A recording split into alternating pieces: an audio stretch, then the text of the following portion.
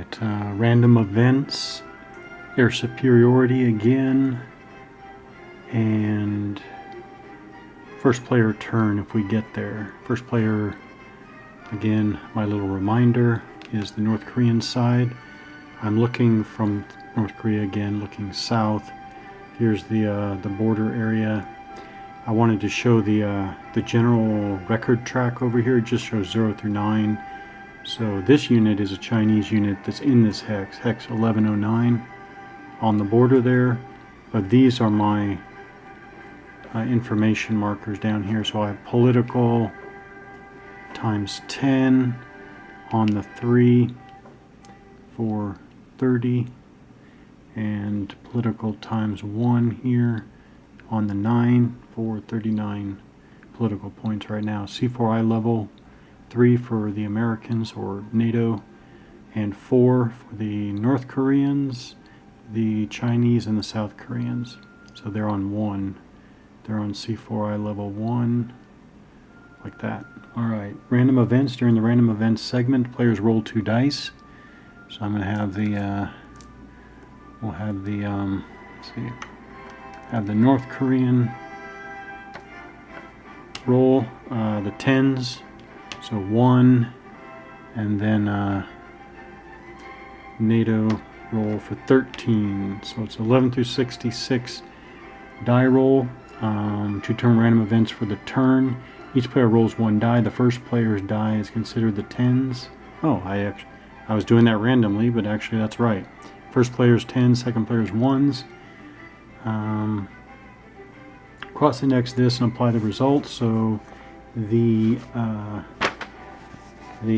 charts and tables book has the random events in there. So 13 is an event. So first player rally. First player rally would be North Koreans. This turn, if the political index is 67 through 100, so I just said it's 39, so this is not going to apply, but if it were between 67 and 100, this is an example. Reduce the first player's political point cost to recruit units by 1 each to a minimum cost of 1 political point. So basically, first player rally, if the that would be to the benefit. So if the first player were already essentially winning politically, then they can buy units at a slightly cheaper cost. That's what that is. Alright, but it doesn't apply because the North Koreans are actually down politically, because 39 is on the first player's or second player's benefit, to the second player's benefit. Pro second player or pro South Korean NATO side. Alright, so that was the random events segment of the turn. There's just one at the beginning. Then we go to the air warfare segment. We're going to roll to see who has air superiority. 2. There is a table for this as well. Let's see what the, I can't remember what the,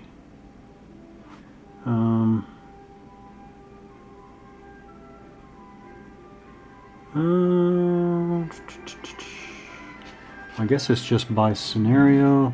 The scenario again says, where is it?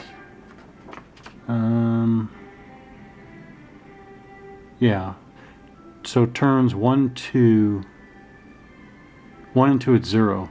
Starting on turn 3,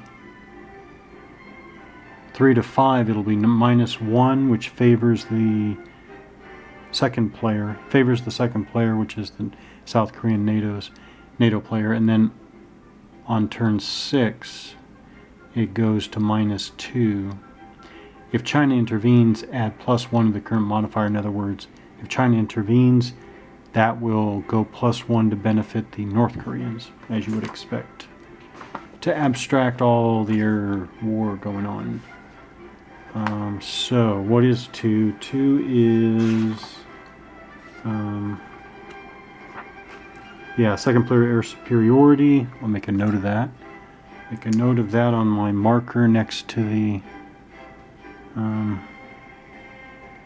to the board here. Rock air superiority. All right, I need to remember this. All ground attacks made by the player are shifted one additional column to the right. Did I remember to do that? I can't remember if I remember to do that or not, but yeah. All ground attacks made by the enemy player shifted an additional one column to the left. So I should have done that as well. Can't remember if I did that as well for the North Korean attacks. Or attack. I guess they made one attack. Alright. So one column to the benefit of the South Korean NATO side, one column shift to the negative or a penalty for North Korean side. Alright, so that's air superiority. Last turn it was, because I wrote it down, air superiority rock. So that's first two turns in a row. Of course, it wouldn't have made any difference last turn if I forgot to apply the column shifts. I just cannot remember. Alright, so air superiority, what did I miss? I don't think I missed anything.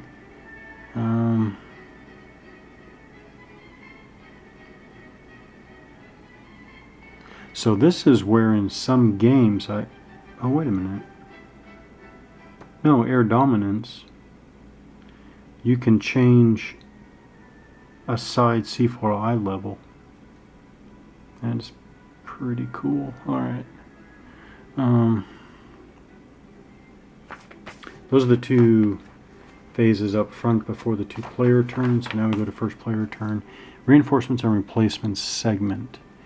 Now of course anything that the North Koreans take is going to drop the political level more, in other words, benefit the let's talk about replacements. Actually, I haven't really talked about replacements. Reinforcements and replacements, but especially what do we do for replacements? So the section is both reinforcements and replacements. It is a reinforcement and replacement segment.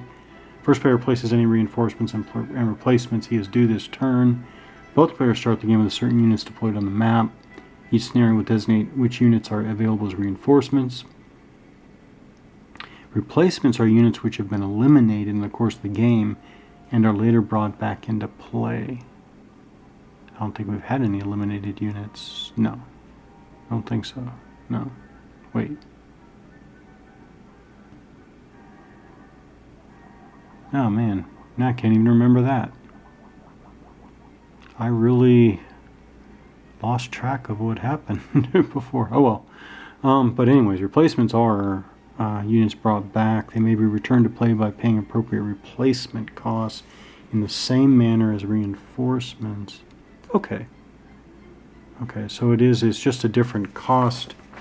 This is a different cost schedule. Right here we have a column for reinforcements, non-NATO, NATO, and then replacement cost. The cost for replacement of units non-NATO and NATO. Generally they are double. Actually double, double, double, double, double, double, double, double. They're all double, except for not available. Some cannot be brought back as replacements. For example, non-NATO special weapons cannot be brought back. Increase friendly air defense level by 1, not applicable. Naval unit cannot be brought back on the NATO side. And was it special weapons as well? Alright, so why didn't they just say 482436122412? Yeah, it's just double. So it's just double the cost for replacements versus reinforcements, except for a few are not able to be brought back as replacements at all. There we go. Alright. So replacements represents building entire units from a cadre of survivors, purchasing new equipment on the international arms market, etc. Alright. So that's replacements.